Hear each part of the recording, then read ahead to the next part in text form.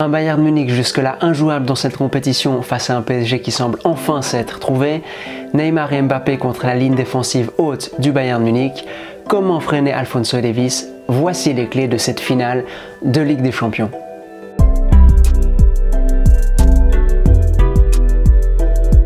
Hey, j'espère que vous allez bien, j'espère que votre équipe préférée va bien. Ça y est, le grand jour est arrivé, le jour le plus important de l'année pour les amateurs de football, la finale de la Ligue des Champions. Une finale entre d'un côté un club qui a toujours cherché à être le garant d'une certaine tradition, le Bayern Munich, et d'un autre côté, le Paris Saint-Germain qui ces dernières années aura véritablement fait office de game changer dans le monde du football. Souvenez-vous, toutes les saillies des dirigeants du Bayern Munich contre ces nouveaux riches, ces saillies dirigées notamment envers le PSG, deux modèles de clubs qui s'affrontent ce soir et deux équipes qui s'affrontent également, deux équipes qui auront dû se trouver durant la saison. On aura progressivement observé cette montée en puissance du Bayern Munich qui a vécu un véritable renouveau sous les ordres d'Hans-Dieter Flick et un Paris Saint-Germain qui aura eu de la peine à se trouver mais qui sur les derniers matchs a vécu certains moments définitoires et enfin on a l'impression d'avoir un PSG cohérent face à nous. Vous allez voir que ce qui sous-tend toute cette confrontation et ce qui est à la base des clés tactiques qu'on va examiner à présent, c'est cette idée de rythme, cette idée qui va être véritablement déterminante. La première clé, c'est le pressing.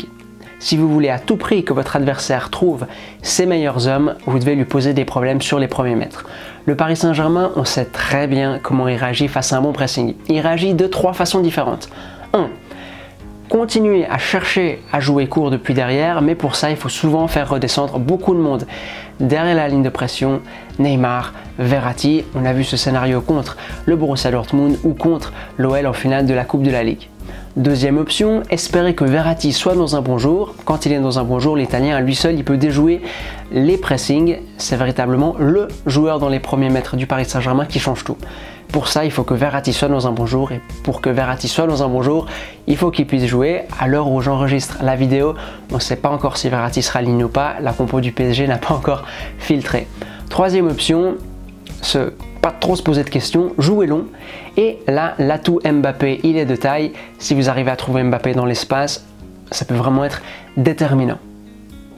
Le Bayern Munich, lui, on ne sait pas comment il réagit face à un bon pressing. Et c'est là la plus grosse différence entre les deux équipes. Avant de se poser la question de comment le Bayern réagira face à un bon pressing, il faut se poser la question de si le Paris Saint-Germain a effectivement un bon pressing.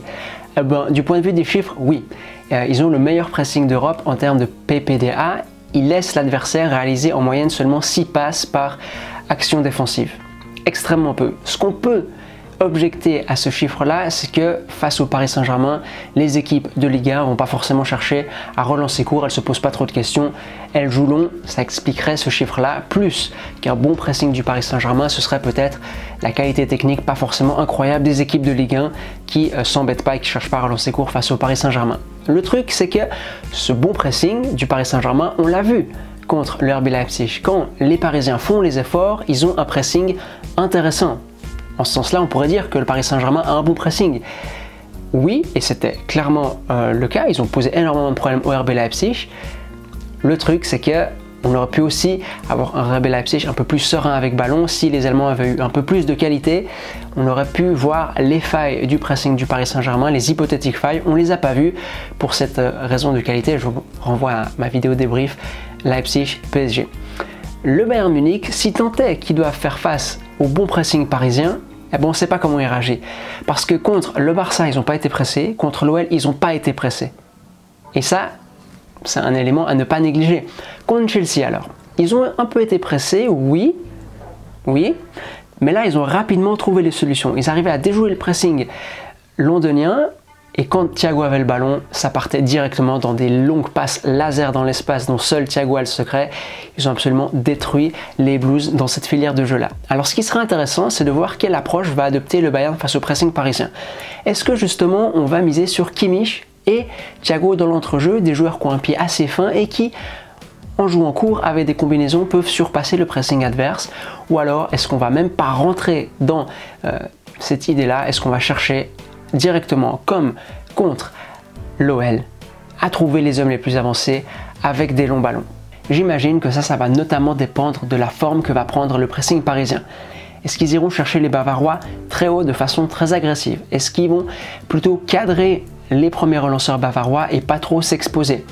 Aussi, presseront-ils en 4-4-2 ou en 4-3-3? Ça change pas mal de choses. Qu'est-ce qui se passe si Thiago décroche? Est-ce que les Parisiens vont s'adapter ou est-ce qu'ils seront en situation d'infériorité numérique face aux premiers relanceurs munichois?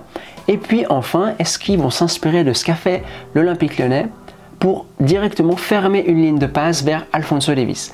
Car Toko Ekambi, il cherchait à fermer côté droit, côté gauche de l'attaque munichoise pour qu'Alphonso Davies ne reçoive pas le ballon tôt dans l'action. Est-ce que les Parisiens vont faire de même avec Di Maria? Ça peut avoir un effet très positif. Le truc, c'est que si tu fais ça, là c'est sûr que tu seras en infériorité numérique face aux relanceurs bavarois et ils pourront trouver la faille à un autre endroit. Beaucoup de dilemmes et beaucoup de questions, mais à n'en pas douter, ça va véritablement être décisif la façon dont les deux équipes vont presser. Deuxième clé, et celle-ci elle concerne le Bayern Munich, la gestion de la profondeur. On l'a dit et redit, contre l'OL et contre le Barça, cette approche un peu terroriste du Bayern, cette approche je mets tous mes jetons sur la table en espérant faire sauter la banque, elle a vraiment joué en faveur des Bavarois. Ils savaient qu'ils allaient ressortir gagnants de ce match d'aller-retour. Mais est-ce que ça va être la même chose face au Paris Saint-Germain? Oui, le Bayern, il a énormément d'armes offensives pour faire mal dans l'espace. Serge Gnabry, Alphonso Davies, Leon Goretzka avec ses projections, un Thiago qui, quand les espaces s'ouvrent, peut sortir des passes de nulle part, on l'a dit avant, ou même un Thomas Müller qui peut aller poser énormément de problèmes, plus il a la possibilité de se déplacer. De son côté, le Paris Saint-Germain, il a quand même Monsieur Kylian Mbappé, qui à lui seul est une arme qui peut détruire des systèmes défensifs. C'est pas les Argentins et les Croates qui diront le contraire. C'est pas l'Atalanta qui dira le contraire. Dès que tu donnes un peu d'espace à Mbappé, là, ça devient un joueur extrêmement difficile à arrêter. Et puis Neymar. Neymar, plus tu lui donnes d'espace, plus il a de temps pour créer, inventer des choses que seul Neymar peut créer. C'est un intervenant du podcast de l'équipe, je crois que c'est Dan Perez, mais je suis pas sûr, qui disait: je vois pas Neymar ne pas ressortir gagnant dans cette configuration-là. Et oui, parce que si tu donnes de l'espace à l'un des 3, 2, 1 meilleurs joueurs du monde actuellement, c'est sûr qu'il va briller. Le dilemme pour le Bayern, c'est: est-ce que on est un peu plus prudent? Est-ce qu'on fait reculer notre ligne défensive pour pas offrir de l'espace à Mbappé, mais on donne beaucoup plus d'espace à Neymar pour créer? Ou alors est-ce qu'on continue sur la même approche? Est-ce qu'on continue à ne pas s'adapter et à espérer ressortir gagnant de cet échange de coups? Si les Munichois choisissent de ne pas adapter leur approche défensive, ce qui au passage serait une des choses les plus folles, incroyables, inqualifiables de la saison, ce serait limite révolutionnaire je trouve, il faudra vraiment que les défenseurs défendent mieux que ce qu'ils ont fait jusque-là. Encore une fois, je vais répéter ce que j'ai dit dans la vidéo OL Bayern, c'est pas un problème d'approche défensive, c'est pas ça le problème c'est l'application. L'approche défensive, elle est pleinement assumée et elle permet de faire beaucoup de choses, notamment de mettre beaucoup de monde en camp adverse et de presser l'adversaire. Et c'est pas non plus pour rien que le Bayern a le meilleur pressing de Bundesliga, c'est parce qu'ils prennent beaucoup de risques, oui, mais ces risques payent énormément. Plus tu mets de monde en camp adverse, plus tu rends difficile la façon de s'en sortir pour l'adversaire. Il faudra que le Bayern applique bien cette approche défensive et que les défenseurs soient bien orientés, qu'ils ne soient pas non plus systématiquement à la même hauteur, qu'il y ait un minimum de couverture, ce qu'on n'a pas forcément vu jusque-là et ce qui a fait défaut au Bayern jusque-là. Qu'on tienne les marquages bien mieux que ce qu'on a fait jusque-là, qu'on ne cède pas 5 mètres à son vis-à-vis parce que si Mbappé il a 5 mètres d'avance, on oublie pour le rattraper. Et puis ça, c'est Michael Cox qui le disait dans un article dans The Athletic, on pourrait retrouver un Manuel Neuer déterminant dans son rôle de sweeper-keeper. Lui aussi pourra avoir son rôle à jouer dans la gestion de la profondeur si son équipe évolue extrêmement haut. Qu'est-ce qui se passe par exemple si dans son rôle de faux neuf, Neymar décroche, attire un central et Mbappé prend l'espace dans son dos et ensuite il a 30 mètres pour courir parce que le Bayern défendait hyper haut. Qu'est-ce qui se passe si Di Maria reçoit avec un peu d'espace? Il peut faire sa fameuse passe extérieure du pied pour trouver un coéquipier qui fait un appel.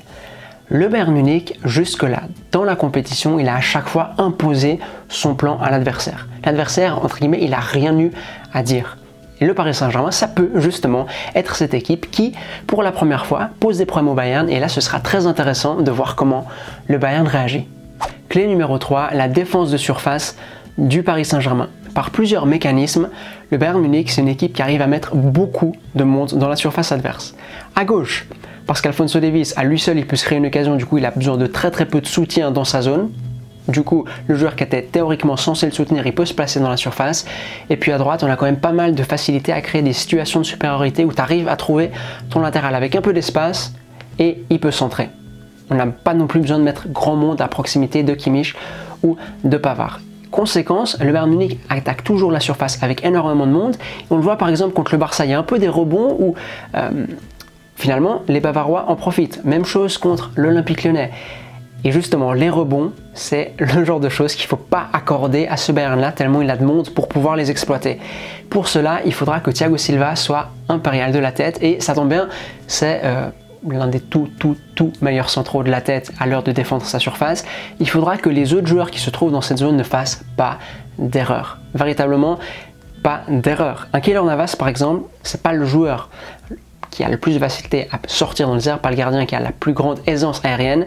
Quand il sort, il faut qu'il le fasse bien, et s'il ne sort pas, il faut que quelqu'un défende la zone entre les 5 mètres et le point de penalty. Ça va véritablement être une clé, encore une fois, tellement le Bayern est bon là-dedans. Quatrième clé, l'attaque placée du Bayern. Le Bayern, c'est une équipe qui fait très peur quand il y a beaucoup d'espace, mais il ne faut pas oublier que c'est une équipe extrêmement cohérente sur attaque placée. Et là, il y a un homme dont j'ai envie de souligner le travail, c'est Thomas Müller. Comment est-ce que Marquinhos va gérer Thomas Müller? Face à Papou Gomez, il a eu un peu de mal à chaque fois que Papou partait sur un côté. Est-ce que je le suis? Est-ce que je le suis pas? Comment est-ce que, côté parisien, on va se répartir le marquage de Müller? Parce que Müller, c'est un spécialiste dans le fait de dézoner, dans le fait de créer des espaces pour ses coéquipiers et dans le fait de faire ces petites déviations par-dessus la défense qui permettent de mettre en position un autre joueur. L'attaque placée du Bayern, elle est forte, pas seulement parce qu'elle a un Thomas Müller, mais aussi, pour ne rien arranger, parce qu'elle a des joueurs capables de créer des différences balle au pied sur les côtés. Et là, on se retrouve vraiment dans les duels individuels les plus purs, hein, les ailiers du Bayern face aux latéraux parisiens. Comment va réagir le PSG face aux attaques placées du Bayern? La bonne nouvelle, c'est qu'à chaque récupération, il pourra lancer dans l'espace Mbappé ou Di Maria. La mauvaise, c'est que je pense que les latéraux du PSG feront difficilement le poids face aux joueurs extérieurs du Bayern Munich. Une autre clé, les changements en cours de match, les joueurs que tu as sur le banc. Le banc du Bayern, oui, c'est de la dynamite. Coutinho, Kingsley Coman pour ne citer que. Mais ils permettent plutôt, on va dire, de confirmer le plan plutôt que de véritablement changer de plan. C'est pas forcément les joueurs qui vont te permettre de changer d'approche en cours de match s'il le faut. Le banc parisien, lui, je dirais, il a des profils plus variés. Hein. Si c'est pour faire rentrer Choupo-Moting parce que tu as besoin de plus de mobilité, s'il faut faire rentrer Paredes pour avoir un peu plus le pied sur le ballon, trouver des lignes de passe, calmer un peu les choses, se défendre avec ballon, si c'est Icardi véritablement pour avoir ce buteur, je pense que Sarabia aussi qui peut rentrer en cours de match pour suppléer un autre joueur. Voilà, je pense que le banc parisien il a peut-être un peu plus de diversité face à un banc munichois qui serait un peu plus unidimensionnel, on va dire. Enfin, comment réagira le Bayern si d'aventure il est mené? Jusque-là dans la compétition, tout a souri aux Bavarois. Ils n'ont pas eu à faire face à ce match véritablement dans lequel tu dois puiser dans tes ressources, ce match qui te pose des problèmes, par lequel beaucoup d'équipes passent, qui peut faire office de match fondateur. C'est presque un rite initiatique pour remporter la Ligue des Champions parfois.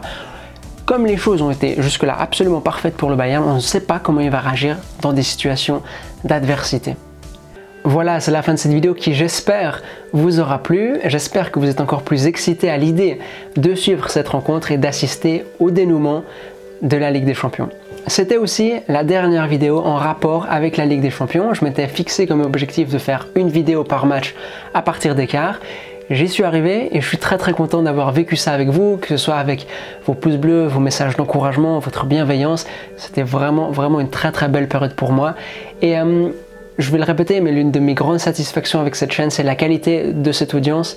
Pour une personne qui choisit de s'exposer comme ça à la vue de tous sur internet, avoir une audience bienveillante et qui vous supporte, ça vous change vraiment la vie. Du coup, encore une fois, merci. Bon match, profitez de cette rencontre. Bonne chance aux supporters parisiens, bonne chance aux supporters munichois. Nous, on se retrouve dans une semaine, comme d'habitude, dimanche, 10 h. D'ici là, portez-vous bien et profitez du match. Allez, à toutes!